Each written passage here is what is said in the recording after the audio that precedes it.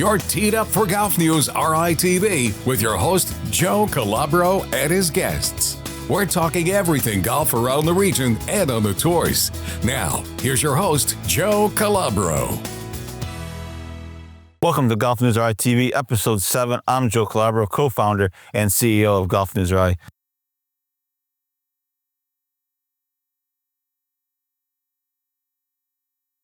We're here today at Alpine Country Club ahead of the RI Women's Am, which is held here July 14th to the 18th. We'll have a preview, and pretty soon we're going to actually go play a hole. We're here with Michelle Fisette, Umbriano, Alpine 2023 Alpine Club champion. Conversations. Michelle, thanks so much for doing this. Thanks for having me. Taking time out of your busy schedule. We'll get to your business in a moment because this is right fascinating, of course. But talk about your time here at Alpine. How long have you been here? This is my third season. So I was club champion in 2023. I lost in the finals last year, and I'm here to defend my title again this year. Yeah, as we're taping this, you're in the midst of qualifying. You already qualified, but you're telling me off here the qualifying ends on July 13th. That's right. So that's when the show here. So hello, it's July 13th. And then of course the Women's Am is on July 14th. You're not playing Women's Am this year. Couldn't get the time out of work, which is just inability amateur itself. I mean, all these people at work. Some people say that they work less than others. Yeah. So depending on busy schedule for me. So I didn't unfortunately take the week off. I'm doing a fellowship in manual therapy. It's a lot of travel, a lot of time off already. So unfortunately, wasn't able to take the extra week, but there's always next year. But how cool is it that the Women's Am is going to be here? It's going to be, I mean, the Women's Am has picked up a lot of momentum over the last couple of years or so, I would say. And it should be pretty cool. It's really cool. Yeah, it's really cool, especially because it's my home course. I grew up playing with a lot of these girls in Rhode Island Golf Association, so I'm really excited to be able to watch them play at my home course here next week. So I think it's going to be really exciting. The course is in phenomenal shape. Ben and his team have been doing an amazing job out here, so it's definitely amateur ready. As we're driving here, we're driving on the 6th hole, and the par 3s here are always, no, I haven't played here a ton recently, but par 3s here are always tricky, and especially this hole, if you put in the parking lot. Yeah. Well, what's your take on par 3s at this school? Yeah, the par 3s are tricky. There are a couple long par 3s for women especially that sometimes you can't always hit an iron off the tee, which makes it that much more difficult because most of the greens are elevated and they're sloped front to back to front. So if you're above the hole, you're really having to putt defensively instead of aggressively trying to save a putt. I've been in situations where you have a birdie putt and it turns into a bogey putt pretty quickly. So really important to keep the ball below the hole, especially in the par 3s if you want a chance to score. Yeah, it's sort of curve, right? It'd be a little hole on all the greens. They're probably, it's so interesting because we're driving to the 9th hole. I was thinking about this the other day. The amount of 9th hole par 3s in the state, it seems like a thing. Whereas, Alpine always has one, Warwick has one, obviously Kirkbride has one. I'm sure there's all this. It seems like a trend in the state where everyone's 9th hole. Why don't you get to the bar as soon as possible? Yeah, pretty much. This is my take. Pretty much. And the good thing is we have an outdoor bar, so you can see it in the distance. If you hit a bad tee shot, you know where to find the bar. But it is true. The par 3s are pretty tricky, and it's just really, really tough. We're driving on 7 here. What do you think are going to be some of the key holes for the Women's Am? Key holes that come to mind. Number 4 is par 5. It's not a long par 5, so it's definitely gettable. I think we're going to see some scoring opportunities, but it's just really important that you put your tee shot in a good place. So Alpine in general is just pretty well protected, both off the tee and around the greens. The rough is really thick right now. It's definitely penalizing, so you will lose a shot most likely if you're in the rough on a longer hole if you're trying to get to the green. But with that being said, there are 5 par 5s for women here, and there are a lot of long hitters that are going to be playing this year. So I think we're going to see some good scoring opportunities as long as, course management is key. Staying out of the rough and staying below the hole is really important. Yeah, we're driving the 8th hole. Speaking of par 5, here we are. The 8th hole par 5, a little dog-leg right. Obviously, the key is to put your drive on this side, ideally. Yeah, I mean, as you can see, everything slopes left to right here. But, you know, if you are a long hitter, it's definitely possible you're on a fairway, you're in a rough, and it just makes it for a tricky second shot. But it's a beautiful par 5. Now, your game, you're just coming off a major surgery. I am, over yeah. the off season or Yes. share about. Without going into graphic detail, because I'll pass out. Just talk about what you're coming off of and what you've been back from over the last over many months of that. I ruptured a ligament and a tendon in my ankle, so I had a total foot reconstruction, 7 incisions. I ended up having to have a second surgery that was unexpected, and truthfully was pretty much thinking that this season was going to be really tough for me to come back. But it's actually been one of my best golf seasons, and it's not been easy. It's been a lot of work, been a lot of rehab, a lot of practice, a lot of coaching, but I'm really excited and really grateful and thankful to be back. As we pull up here to the 9th hole, par 3, we're going to play this hole in a little while, but just talk about when you look at this hole, what are the challenges? Obviously the bunkers. Yeah, you definitely need to know, the bunkers are for sure a challenge. You definitely really need to know where the pin is because the green is shelved. So if the pin is on the top shelf, it makes for a really tough putt up the hill. You need enough speed to get it up the hill, but once it gets up there, it can blaze past the hole. On the flip side, if you're above the hole and if you're on the top shelf having to putt down, it's really tough to actually keep your putt on the green on that second putt coming back down the hill. So fairly short for women. It's pretty easy to clear the bunkers, but it's just really important. Like green placement's really important where you're going to be putting to. Yeah, so a couple weeks ago on the show, I played the 17th hole at Rhode Country Club with Paul Quigley and Kevin Blazer, and they're all busting my balls on the tee, and I striped one right onto the green, and then I proceeded to 3-putt. So they ended up beating me on the hole, but that's why they're good players and I'm not. Yeah. So hopefully I'll do a little bit better on. And this one here, again, we're here at Alpine Country Club ahead of the Rhode Women's Am, which is July 14th to the 18th. Should be an exciting tournament. Again, the Women's Am has tons of momentum with the kids all growing up now. They're not really kids anymore. Certainly, you have to look at the favorites like Adriana Eaton, who's on fire lately, shooting 66 at the high school state championship and a 67 at Triggs, which is absurd. Absurd. Amazing. Her sister Kylie, fresh off of her first year at college at Illinois. Then you have past champions like Olivia Williams, and Kylie's a past champion as well. So it should be a really good field. I think I know Addie Douglas and Alexis Floyer aren't playing this year, unfortunately. I'm hoping that Emily Brooks is back. I'm not sure if she's back. She's the defending champion. But she moved out to Nashville. Okay. So apparently Nashville is the place to be. Will Dixon's out in Nashville now. Emily's out in Nashville, so apparently it's the place to go. Maybe we'll launch Golf News Nashville. That would be a fun trip. I'll come. Anyway, we're gonna get to the tee box, play the 9th hole. This is GolfNewsRI TV. Stay tuned.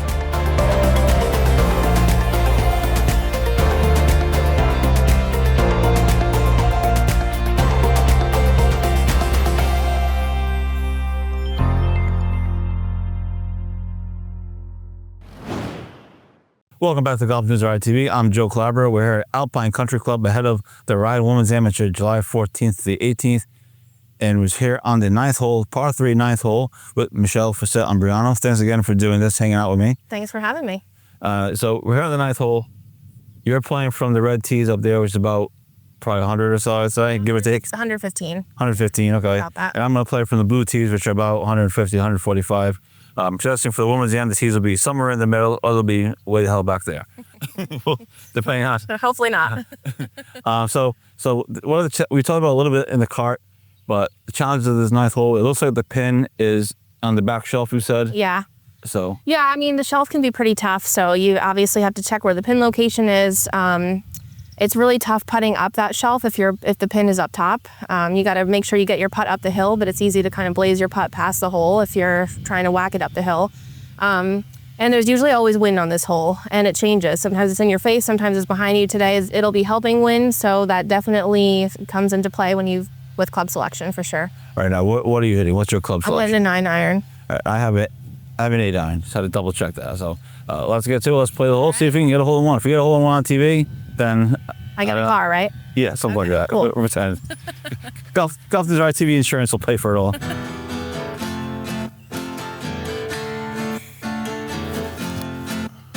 think that's another green regulation, boys. I think I'm on top right. Little line drive-ish. That's not really my ball flight, but it's all right. I feel pretty good after that one.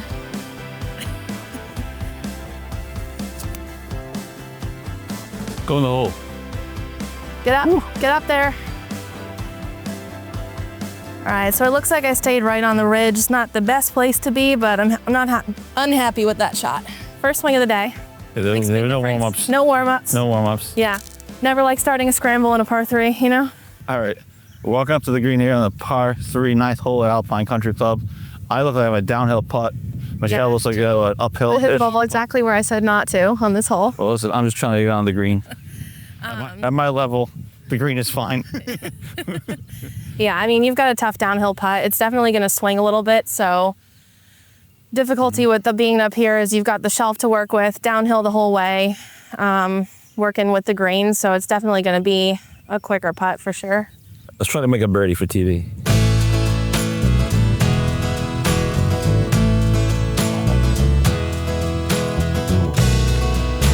It's not a bad lag. Not so much. Go ahead. Oh, good try. That's good. We'll give you that one. Well, yeah, thanks. That's very kind. Big pressure putt, and he makes it. Look at that. All right, we both made pars, so to break the tie, we're gonna do a putt off from the back of the green where Michelle told me not to be. And we're gonna, now I have practiced doing this putt. I just practiced it, so now I'm gonna hit a little harder. All right, you pick the spot. I would focus on picking a spot probably, halfway to 3/4 of the hole. That's at least what I do. I never think about putting to the hole. I pick a spot on the green, and you want to see which way the green is going, away or against you, because that's going to make a difference, especially when you're putting downhill, of how quick it's going to be. Some people use their feet and their body to test the elevation or the slope change. I don't do that. I just use my eye. I'm a visual golfer, so I look at it from both sides. If I were playing competitively, I would certainly be walking all the way to the other side of the hole and looking at it from both angles, because it can definitely look different from one side versus the other. Usually get a little bit more information from walking to the other side of the hole. Are you saying this is not competitive? We're fine for $1,000. Oh, I didn't know that. That's news to me. She looks at all that stuff. I just don't look at any of it. I just putt. Hence, that's why she's where she is in the game. That's where I am in the game.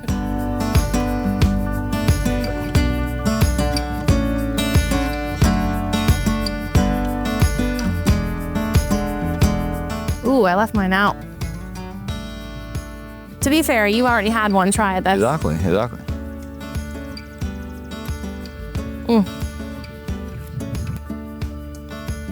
Nice. Great job. Thank you. Good fun. All right, so we just finished up playing the ninth hole.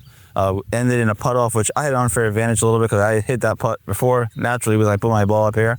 But it was a tricky putt. The first time I thought it was going to be a little bit faster, and then the second time I got a little bit more aggressive. I actually thought I was going to make a wood for a second. I did too. I was a little nervous. and you pushed your putt a little bit out. But that's the challenges of this hole. That's what makes it fun about this hole, is that you can end up in a long putt, or you can end up, with a good shot. So. Yep. Yeah, I think the key is you had to work for your par for sure. I had a bit of an easier uphill putt, which made mine an easy tap in for par. You made a great comeback par save there, which I think is going to be key for the amateur. A lot of these green complexes are really big, so there's a lot of lag putting out here, and that's definitely got to be something that you're good at if you're not seeking pins.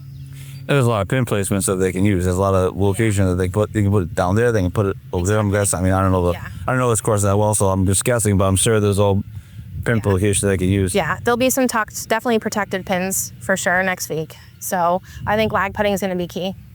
Now on your tee shot, how much did you worry about the wind? Was that a factor in what your club choice was, or your shot choice? It was the same club choice. I just took a little bit off of it because the wind was helping, but not too much. Yeah. Especially because it's elevated up, so it kind of almost evens out. The wind helping plus an elevated green didn't really change too much of my club choice.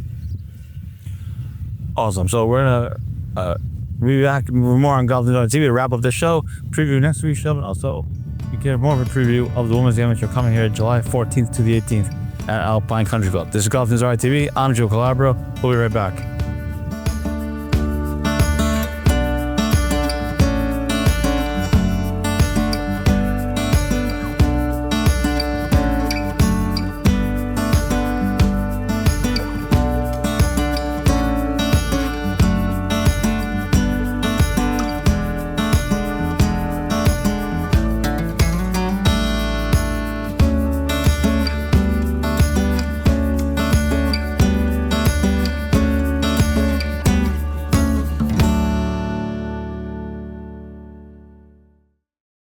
Welcome back to GolfNewsRI TV. I'm Joe Calabro. We're here at Alpine Country Club ahead of the Rhode Women's Amateur here July 14th to the 18th.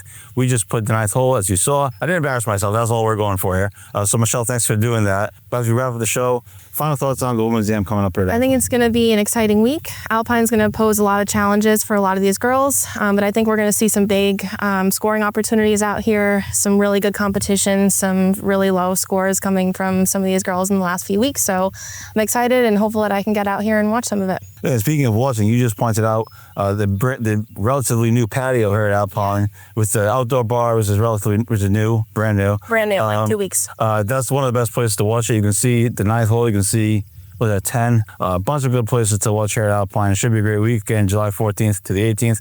GolfNewsRI will have all the coverage that you could possibly want and more, video, written content. Talk about a little bit of what you do and your business. So I'm at Contrology Physical Therapy in East Greenwich, Rhode Island. I'm a doctor of physical therapy, but also my niche is golf. So I treat a lot of patients who are golfers, and I'm Titleist Performance Institute certified. So I analyze your golf swing, but really more importantly, how your body is moving through the golf swing. It's really important that our joints are mobile and that we have stability in our joints and our muscles to help reduce pain through your golf swing.